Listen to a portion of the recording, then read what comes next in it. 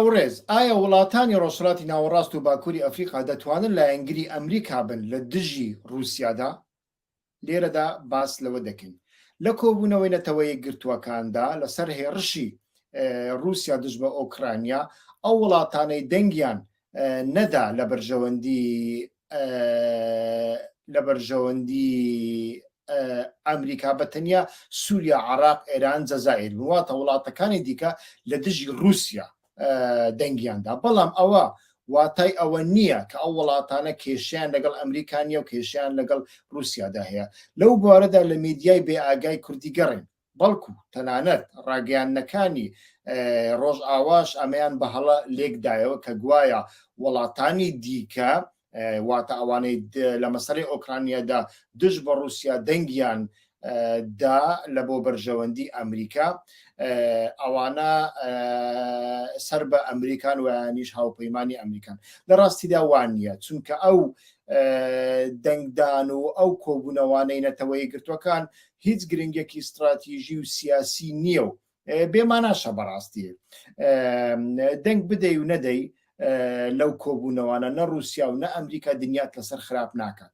وڵاتانی زلهێز مەبەستمان ئەمریکا و رووسایە تەنیا لە کاتێکدا شووری خۆیان ڕادەکێشن کاتێک وڵاتانی دیکەی بچووک و هاوپەیمانیان بڕیاری استراتیژی دژ بە ئەوان بدەن، وەک ئەوەی زێلێنسکی و ئۆکرانیە ناسیۆنالیستەکان لە سەرەتای 2000ەکان بەدواوە بۆ ئەوەی حیساب بۆ هێز نەکەن و پشت بدەنە ناتۆ ئەوروپا بڕیاریاندا. تەماشاکەن وەلی عەهدی سعودیە محەممەد بن سەلمان و وەلی عەهدی ئەبوظەبی محەممەد بن زاید چۆن سینگی خۆیان لە بەرامبەر ئەمریکادا دەرپەڕاندووە. کۆشکی سپیداویان لێ دەکات دەبێ بۆشایی وزە، یعنی ئەو وزێ ئەو بۆشاییە کە رووسیا بەجێ هێشتووە بۆشایی وزە وڵاتانی عەرەبی پڕ بکەنەوە. بەڵام ئەوانە بە ئاشکرا ئەڵێن نەخیر ئێمە ئەو کارە ناکەین. ئێستا کە بەتەنیا قەتەر ئەتوانین بڵێن گوێڕاگری ئەمریکایە و بایدن دەوحەی وەک گەورەترین هاوپەیمانی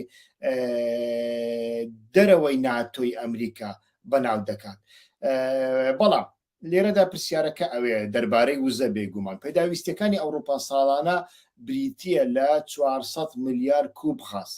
قەتەر ساڵانە بەتەنیا دەتوانێت 160 ملیار کوب غاز بەرهەم بهێنێ و لەو بڕەدا لە سەدا هەفتای واتە لەو 160 لە سەدا هەفتای دەچێتە ئاسیا و گرێبەستەکان بۆ دەیان ساڵ ئەنجام دراون. واتە قەتەر ناتوانێ و بۆی نییە ئەو گرێبەستانە کۆتایی پێبنێ و ماوەکەشیان زۆر زۆر درێژە.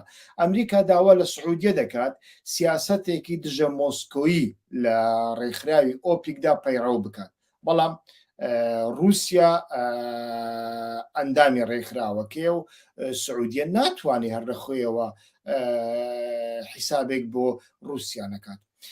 رووسیا لە 10 ساڵی دواییدا توانی پەیوەندێکی باش و بە خێرا لەگەڵ هاوپەیمانانی ئەمریکا لە ناوچەی ڕۆژهەڵاتی ناوەڕاست و باکووری ئەفریقادا ساز بکات و ئەمە بۆ چەند شتێک دەگەڕێتەوە. یەک، سزلی ئەمریکا لە بەرساوانە، واتە بەرگریکردن و نەکردن لە هاوپەیمانەکانیدا لە ناوچەکە هەتاوەکو ئێستاش بۆ ئەوان جێگای پرسیارە. جێی نیگەرانی وڵاتانی مۆنارشی عەرەبیە ئەمریکا لە ئایندەدا دەیان پارێزی یان نا و رووسیا لە 10 ساڵی دواییدا لەگەڵ هەریەکە لە سعودیە و مسر توانی پەیوەندیەکی باشی ئابووری، ئاسایشی و بازرگانی ساز بکات. وڵاتانی عەرەبی لە ڕاگەیاندنەکانیاندا بە ئاشکرا باس لەوە دەکەن هەر کاتێک ویستمان چەکەکانمان نوێ بکەینەوە یان چەکێکی پێشکەوتوو لە هاوپەیمانەکەمان واتە ئەمریکا بکڕین، واشنگتۆن لیستێکی دوور و درێژمان پێدا پڕە لە شەرت و مەرج و تاشقەڵە، دوای ماوەیەک کاتمان پێ دەکوژێ، پارەکەشمان بەشێکی دەبا و چەکەکەشمان پێ نافرۆشێ. بەڵام لەو بارەیەدا رووسیا بێکێشەیە واتە بەبێ مەرج بە پێ تاشقەڵا لە کاتی خۆیدا چەکەکانیان پێدەفرۆشە. بۆ نمونە مەسر لە 5 ساڵی ڕابردوودا بەشی 2 میلیارد دلار گرێبەستێکی سەربازی و چەکی لەگەڵ رووسیا مۆر کرد کە لە ناویدا فڕۆکەی سو-35 پێشکەوتووی رووسیشی لە ناودایە. ئەو کاتە بینیمان دۆناڵد ترامپ کە سەرۆکی ئەمریکا بوو کردیا قیڕەقیڕە گوتی ئێمە ساڵانە ملیارێک دلار یارمەتی بە مسر دەدەین و مسر بە پارەی ئێمە چەکی رووسی دەکڕێت. بەڕاستی شوایە، بەڵام سەرباری ئەوەش مسر پەشیمان نەبووەوە و هەتاوەکو ئێساش بەردەوامە لەسەر کڕینی چەکی رووسی لە ناوچەکە، چونکە هەروەکو وتمان ئەمریکا بە مەرجی زۆر قڕس چەکەکانیان پێئەدا. بە کورتی عەرەب دەڵێن پشت لە ئەمریکا ناکەین و بە قسەی ئەمریکاش سینگمان دژ بە رووسیا دەرناپەڕین. هەروەها وڵاتی هیندستانمان هەیە، یعنی پەیوەندی هیندستان و ئەمریکا لە ساڵانی 1990 بەدواوە تاوەکو ئێستا نزیکترین وڵات لە ئاسیا کە نزیک ئەمریکا بێ هیندستانە، چەکی نوکلەری بە سپۆنسەری واشنگتۆن بەرهەم دێنێ و کێشەی خاکیشی لەگەڵ چین هەیە کە بریتە لە ناوچە شاخاویەکانی هیمالایە. بەڵام سەرباری پەیوەندی خۆشەکانی لەگەڵ ئەمریکا لە ساڵی 2014دا یەکەمین دەوڵەت کە دانی بە جزیرەی کرمدانە کە رووسیا داگیری کردبوو لە ئۆکرانیا وڵاتی هیندستان بوو. یعنی ئەمە زۆر زۆر سەیرە. لە کشمیردا بێگومان رووسیا یارمەتی هیندستان دەدا، بۆیە هیندستانیش وەک وڵاتانی دیکە عەرەبی ناتوانێت واز لە مۆسکۆ بێنێ.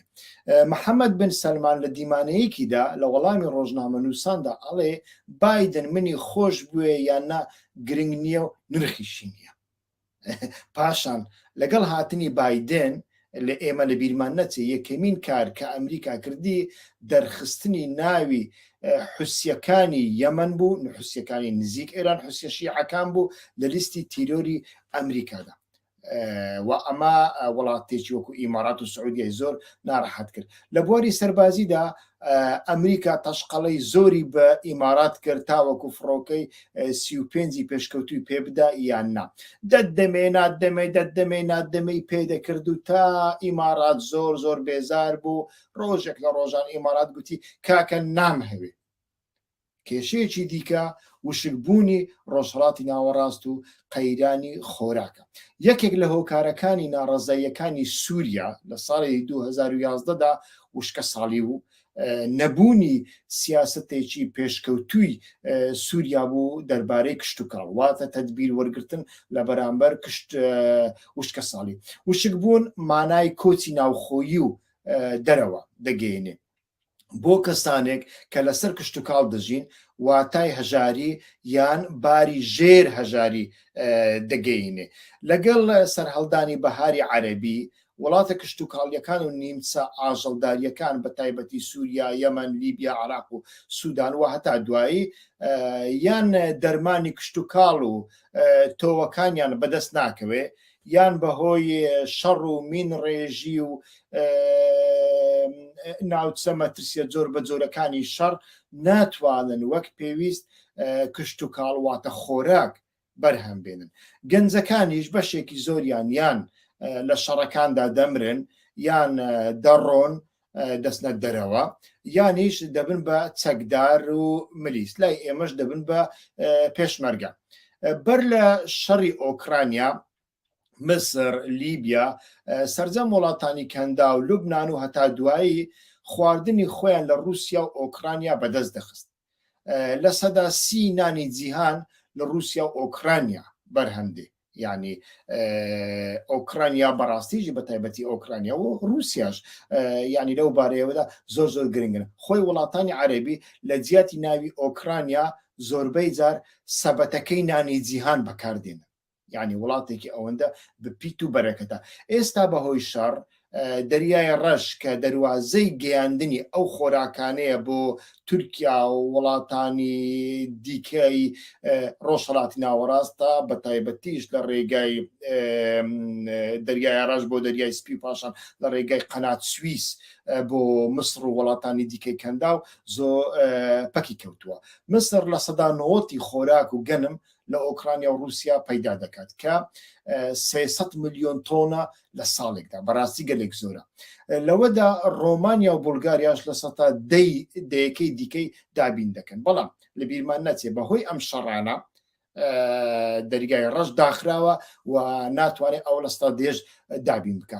بەهۆی داخرانی دەریای ڕەش بەگشتی خۆراک بۆ ڕۆژهەڵاتی ناوەڕاست گەیاندنی خۆراک بۆ ڕۆژهەڵاتی ناوەڕاست پەکی کەوتووە.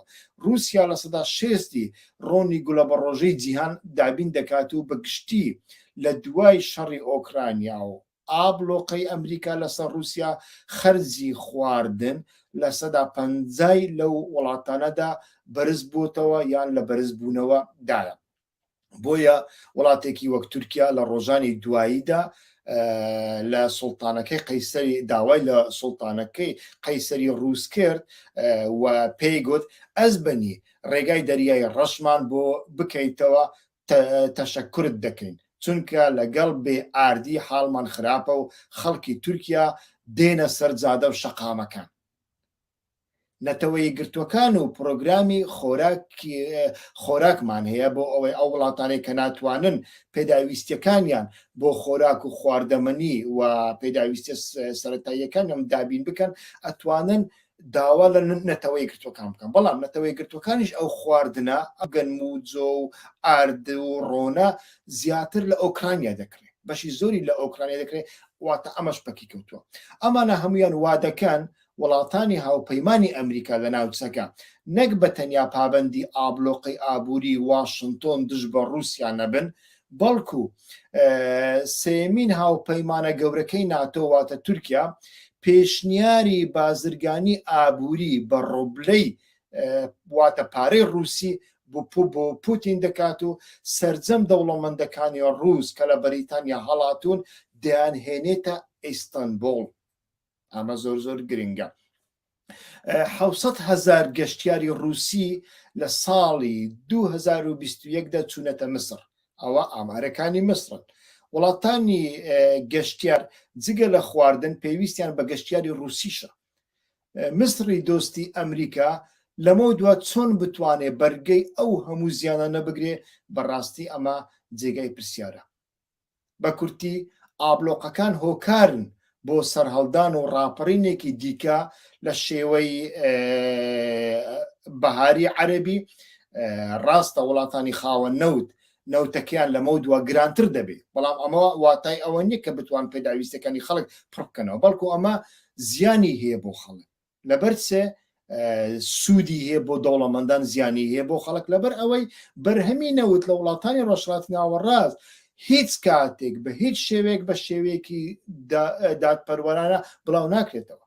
نەوت فرۆشان نەوت دەدزن. جا وڵاتێکی وەک مسر نەوتیشی نییە.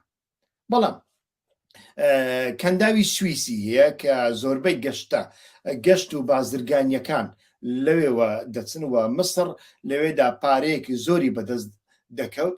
ئێستاکە ئەمریکا پێی دەڵێ دەبێ ئەو کەنداوە لە کەشتەکانی ڕووسدا بخی. بەڵام بە پێی پەیمانی 1960 مسر بۆی نییە کەنداو دابخە بە تایبەتی لە مەسەلەی بازرگانیدا.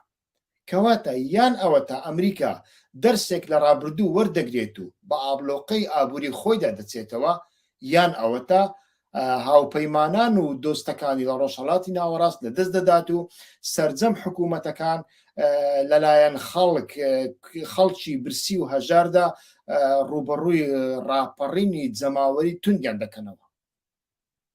ئەگەر ئەوروپا و ئەمریکا وڵاتانی ڕۆژهەڵاتی ناوەڕاست و باکووری ئەفریقا ناچار بکەن پەیوەندی ئابووریەکانیان لەگەڵ رووسیا ببڕن ئەوان نابێ ئەوروپاییەکان و ڕۆژئاواییەکان بە تەنیا چاویان لە هاتنی پەنابەری چاوشین و قژزەرد بێ کە ئەوان ناویان ناون پەنابەرە ڕاستەقینەکان و ئەوانەی شایەنی پەنابەری بەڵکو دەبێ بەڕاستیش چاوەڕوانی ئەوەش بکەن کە بە میلیۆنان پەنابەری چاوڕەش و قژلولیش دەبنە میوانیان لە ئایندەدا چونکە وەکووتمان قەیران هەیە.